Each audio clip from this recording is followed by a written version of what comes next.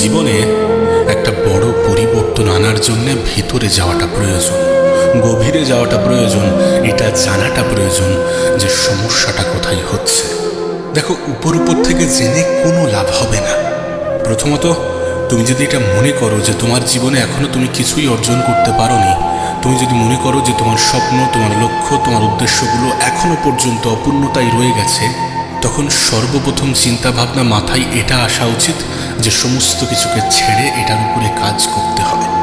কিন্তু দুর্ভাগ্যজনকভাবে যখন তুমি এটার উপরে কাজ করার কথা ভাবো, তখন তোমার মাথায় চিন্তা আসে প্রোক্রাস্টিনেশনের, যে না, আজ নয় কাল, কাল নয় পরশু, ঠিক আছে এখনো তো সময় আছে। এমন ধরনের চিন্তা তোমার মাথায় আসে এবং যেটা তোমার কাজকে আরো বেশি পিছনে ঠেলে দিতে সাহায্য করে।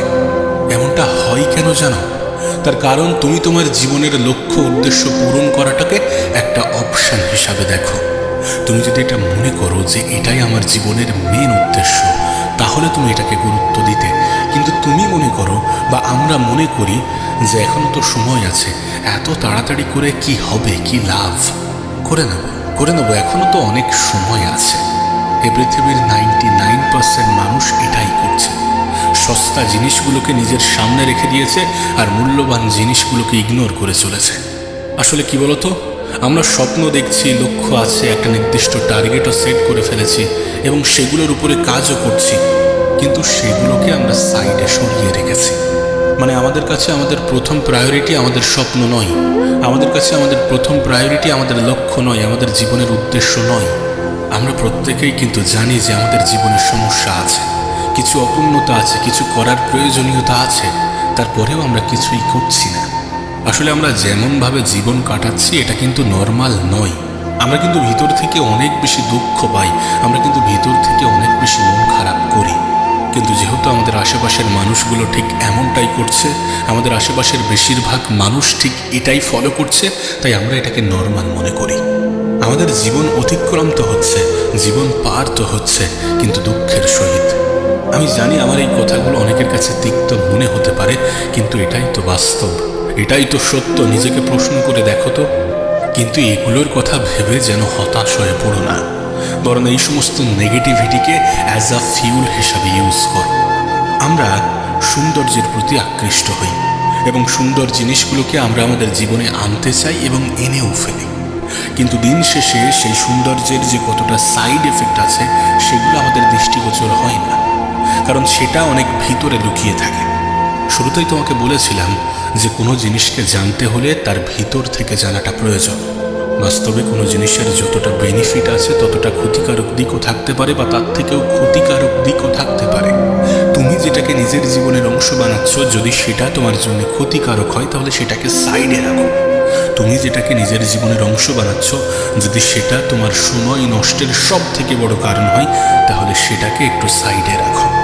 আসলে আমাদের জীবনে সঠিক সময়ে সঠিক জিনিস যদি না আসে, যদি সঠিক সময়ে বেঠিক জিনিস চলে আসে, তখন আমাদের জীবনটা অনেক সহজে নষ্ট হতে শুরু করে।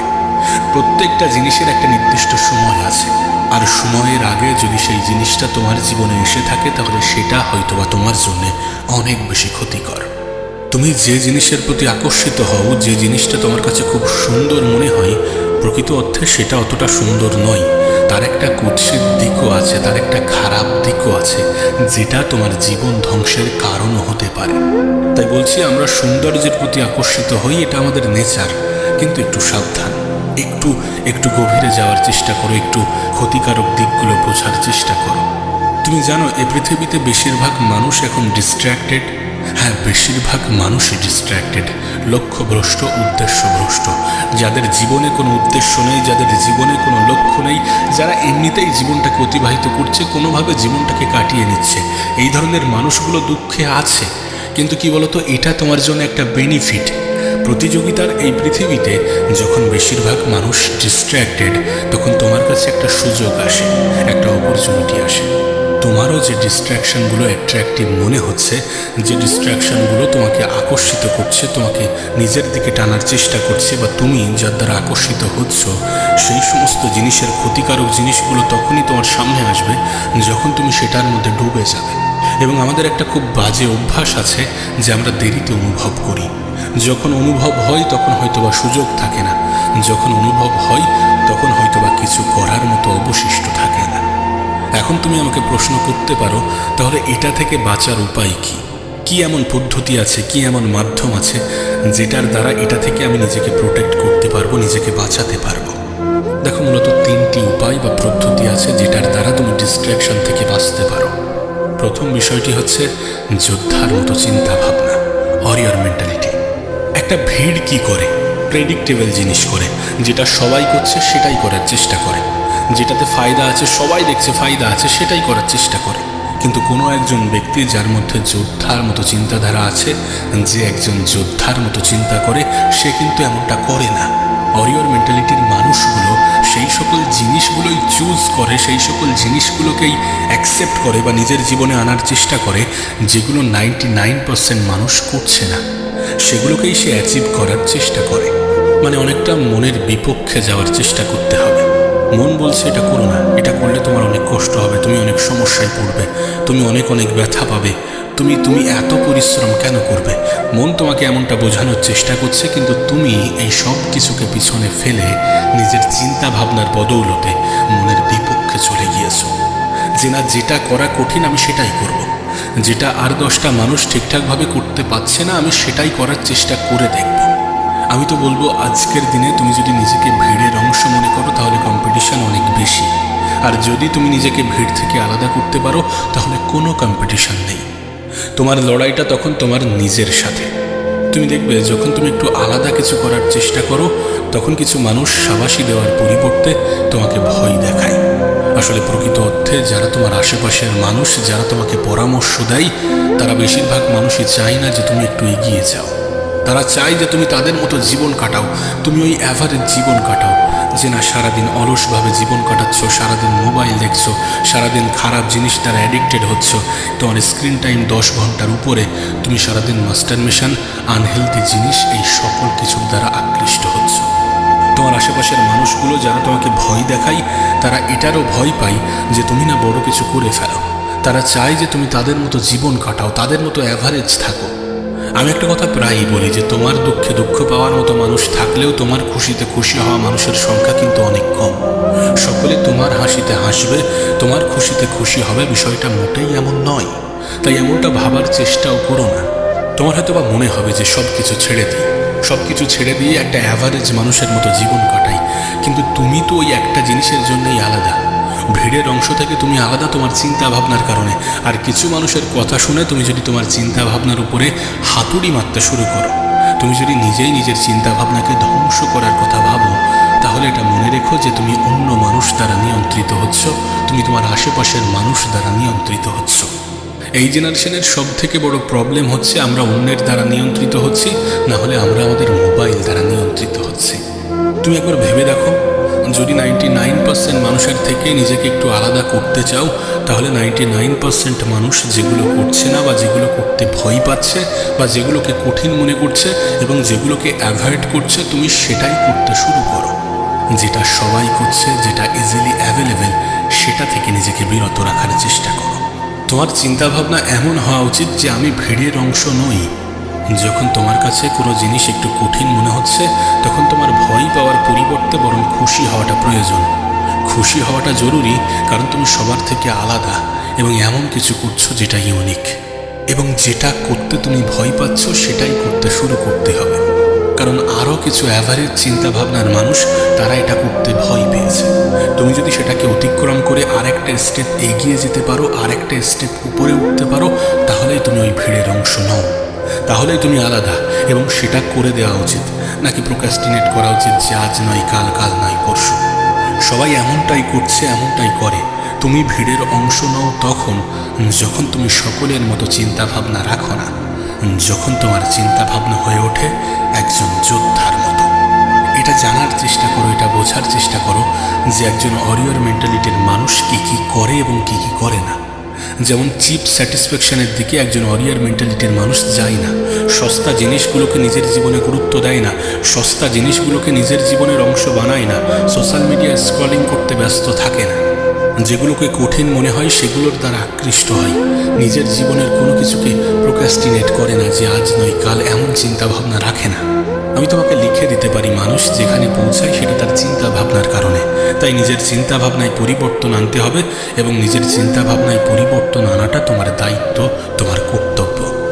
দেখো, এটা ঠিক যে প্রথম তোমার একটু অসুবিধা হবে, তোমার কাছে একটু কঠিন মনে হবে, একটু অসুবিধা ফিল করবে, কিন্তু একটা নির্দিষ্ট সময় পরে তোমার কাছে এটা ইজি, এটা আসান মনে হবে, এবং তুমি নিজেকে অন্য মানুষগুলোর থেকে আলাদা ফিল করবে, আলাদা অনুভব করবে।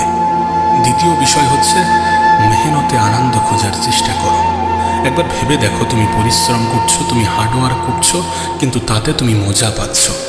যদি এমনটা হয় তাহলে কেমন হবে? দেখো, কোনো কিছু স্টার্ট করায় প্রথমে একটু অসুবিধা হয়, কিন্তু তারপর সেটা নর্মাল হয়ে যাবে, নর্মাল হয়ে যায়, সেটাতেও তুমি আনন্দ পেতে শুরু করো, যেটা তোমার কাছে কঠিন মনে হচ্ছিল। অজুহাত দেওয়া ছেড়ে দাও। সকালে উঠতে অলসতা ফিল হয়, একটু তাড়াতাড়ি ঘুমিয়ে পড়ার চেষ্টা করো। যদি অর্থ না থাকে, পয়সা না থাকে, তাহলে খরচা কমিয়ে ফেলো এবং বেশি বেশি ইনকাম করার চেষ্টা করো। নিজের স্কিল বাড়ানোর চেষ্টা করো, নিজের স্কিলের উপরে কাজ করো। যদি বডি ঠিক না থাকে, যদি হেলথ ঠিক না থাকে, তাহলে সেটার উপরে কাজ করো, নিজেকে সময় দাও, এক্সারসাইজ করো। সময় কম থাকলে অপ্রয়োজনীয় জিনিসগুলো ঝেড়ে ফেলো, ফালতু কাজে মন দিও না। আর যদি নলেজের ঘাটতি থাকে, তাহলে বই পড়ো। যেগুলো একজন সাধারণ মানুষ করতে ভয় পায়, তুমি সেগুলো করতে শুরু করো। 21 দিন করে দেখো, তারপর তোমার মধ্যে একটা পরিবর্তন আসবে, তুমি সেটাতে মজা পাবে। প্রথমে হয়তো বা বাধ্য হয়ে করছিলে, কিন্তু একটা নির্দিষ্ট সময় পরে সেটা তোমার কাছে একটা এনজয়ের কারণ হবে। তৃতীয় বিষয় হচ্ছে, আজকের কঠিন জীবন যদি কালকের জীবনটাকে সহজ করে, তাহলে আজকের দিনটা কঠিন হওয়াটাই ভালো। মানে তুমি যদি আজ মেহনত করো, তাহলে কাল হয়তো বা এমন কিছু পেয়ে যাবে যেটা তোমার জীবনটাকে সহজ এবং সুন্দর করে দেবে।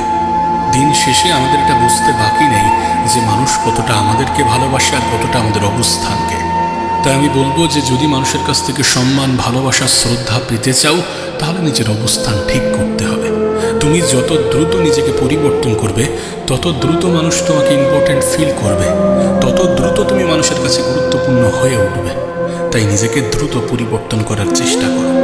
এই যে কাল পরশু এমনটা করতে যেও না, আজকের দিনটা কঠিন হোক। আমি একটা কথা প্রায়ই বলি যে আজকের দিনটা হয়তো বা কঠিন, আগামীকালটা হয়তো বা আরও বেশি কঠিন হবে, কিন্তু আগামী পরশু অনেক বেশি সুন্দর হবে। আর আগামী পরশু যখন তুমি নিজের জায়গায় দাঁড়াবে, তখন তোমাকে হেয় করা মানুষগুলো তোমাকে শ্রদ্ধা করতে বাধ্য হবে, তোমাকে সম্মান দিতে বাধ্য হবে। তুমি যত বেশি নিজেকে এবং নিজের জীবনকে মানুষের সামনে রাখবে, তত বেশি সম্ভাবনা আছে যে তুমি জীবনে কিছুই করতে পারবে না। যত বেশি নিজের গোপন জিনিসগুলো, যেগুলোকে গোপন রাখা উচিত, সেগুলো মানুষের সামনে প্রকাশ করবে, তত বেশি সম্ভাবনা আছে যে তুমি জীবনে বড় কিছু অ্যাচিভ করতে পারবে না। তুমি যদি এই পৃথিবীর সফল ব্যক্তিদের কথা মানো, তাহলে এই পৃথিবীর সফল ব্যক্তিদের একটা ফান্ডা আছে যে জীবনে বড় কিছু করতে হলে কিছুটা সময় নিজেকে তো দিতেই হবে, আর এই পৃথিবীর মানুষগুলো থেকে কিছুটা সময় নিজেকে তো আলাদা রাখতেই হবে, নিজেকে ডিসকানেক্ট করতে হবে। বলতে গেলে একা থাকার অভ্যাসটা তৈরি করতে হবে, কিছুটা সময়ের জন্যে নিজেকে সেপারেট করে নিজেকে আলাদা করতে হবে। আমি নিজেও আমার জীবনে তখনই সব থেকে বেশি গ্রোথ পেয়েছি, তখনই সব থেকে বেশি প্রোডাক্টিভ হতে পেরেছি, যখন আমি নিজেকে ডিসঅ্যাপিয়ার মানে গায়েব করতে সক্ষম হয়েছি, অন্য মানুষদের থেকে একটু আলাদা রাখতে সক্ষম হয়েছি। দেখো, হতে পারে তুমি এমনটা নও, কিন্তু বেশিরভাগ মানুষের চিন্তা ভাবনাটাই এমন যে নিজের সফলতার থেকে অন্যের সফলতা মানুষকে একটু বেশি কষ্ট দেয়। এটা একটা ন্যাচারাল সামাজিক টেন্ডেন্সি, যেখানে মানুষ সবসময় নিজেকে উপরে রাখতে চায়। মানে মানুষ সফল তো তোমাকে দেখতে চাই, কিন্তু নিজের থেকে বেশি নয়। সেটা আর্থিক দিক হোক, সেটা রেসপেক্টের জায়গা থেকে হোক, যে কোনোভাবে মানুষ সবসময় নিজেকে উপরে রাখতে চায়। যারা চায় যে তুমি জীবনে এগিয়ে চলো, তারাও চায় যে তুমি তাদের থেকে পিছিয়ে থাকো। দেখো, কিছু মানুষ হিংসা করতে পিছুপা হয় না, কিছু মানুষ পিছনে সমালোচনা করতে দ্বিধাবোধ করে না, কিছু মানুষ সত্যি মন থেকে চায় না যে তুমি তার থেকে এগিয়ে যাও। তাই নিজের কিছু বিষয় গোপন রাখা, গোপন থাকাটা প্রয়োজন। কিছু জিনিসকে সত্যি নিজের যত কাছের, নিজের যত আপন মানুষই হোক না কেন, একটু আলাদা রাখাটা প্রয়োজন। সত্যি বলতে একটা সময় পরে তুমি নিজেও এটা রিয়ালাইজ করবে যে মানুষ তোমার তখনই সব থেকে কম ক্ষতি করতে পারবে যখন তোমার বিষয়ে সব থেকে কম জানবে। সেটা তোমার লক্ষ্য হোক, উদ্দেশ্য হোক, টার্গেট হোক, ভবিষ্যৎ পরিকল্পনা হোক, কিছু বিষয় সত্যি একটু আলাদা রাখাটা প্রয়োজন, একটু গোপন রাখাটা প্রয়োজন, কিছু জিনিসকে সত্যি একটু লুকিয়ে রাখাটা প্রয়োজন। নিজেকে একটু আলাদা করতে হবে, নিজেকে একটু গায়েব করতে হবে, একটু ডিসঅ্যাপিয়ার হতে হবে, মানুষের থেকে একটু আলাদা রাখতে হবে। মানুষ গেস করুক যে তুমি কি করছো, কিন্তু মানুষ যেন শুধুমাত্র ওই ধারণাই করতে পারে, যেন খুব কম মানুষই তোমার উদ্দেশ্য, তোমার টার্গেট, তোমার পরবর্তী পদক্ষেপ, তোমার পরবর্তী স্টেপ সম্বন্ধে জানতে পারে। এখানে কেউ তোমাকে সমালোচনা করবে না, কেউ তোমার প্রশংসা করবে না, কেউ তোমার পিঠ পিছে তোমাকে নিয়ে বাজে কথা বলবে না, যখন তুমি নিজেকে আলাদা রাখতে সক্ষম হবে। সত্যি বলতে কিছুটা সময় যখন তুমি নিজের সাথে কাটাবে, তুমি নিজেও নিজেকে ভালোভাবে চিনতে পারবে। আর দিন শেষে তুমি এটা নিজেই জানো, তুমি এটা নিজে অনেক ভালোভাবে জানো যে তোমার প্রতিযোগিতা, তোমার লড়াই সম্পূর্ণটা তোমার নিজের সাথে। প্রতিটা সপ্তাহে, প্রতিটা মাসে নিজেকে আপগ্রেড করাটা প্রয়োজন, নিজের একটা নতুন ভার্সন তৈরি করাটা প্রয়োজন। সত্যি বলতে যখন মানুষ তোমার এই পরিবর্তিত রূপ দেখবে, তখন মানুষ নিজে থেকেই অবাক হয়ে যাবে। কাউকে অবাক করার জন্য এক্সট্রা কিছু করতে হবে না, কাউকে তার প্রশ্নের জবাব দেওয়ার জন্যে, কাউকে কিছু বোঝানোর জন্যে, কাউকে কোনো কিছুর উত্তর দেওয়ার জন্যে তোমাকে আলাদাভাবে কিছু করতে হবে না। তুমি নিজেকে পরিবর্তন করো। দুনিয়ার থেকে আলাদা হয়ে নিজেকে একটি আলাদা ভার্সনে রূপান্তরিত করার একটি কমপ্লিট প্রসেস আছে, যার মূলত 3টি ফেজ আছে। প্রথম হচ্ছে ডিসঅ্যাপিয়ার হয়ে যাওয়া, দ্বিতীয় হচ্ছে একটি শ্যাডোর মতো করে কাজ করা, এবং তৃতীয় হচ্ছে নিজের ট্রান্সফর্ম ভার্সনের সাথে রিঅ্যাপিয়ার হওয়া। এখন প্রথম প্রশ্ন হচ্ছে যে নিজেকে ডিসঅ্যাপিয়ার করা মানে নিজেকে সকলের থেকে আলাদা রাখার সবথেকে উত্তম উপায় কি? সবথেকে উত্তম উপায় হচ্ছে, সবথেকে গুরুত্বপূর্ণ মাধ্যম হচ্ছে কম কথা বলা, নিজের মুখ বন্ধ রাখা। আমাদের কথা, আমাদের শব্দ, আমাদের মুখ আমাদেরকে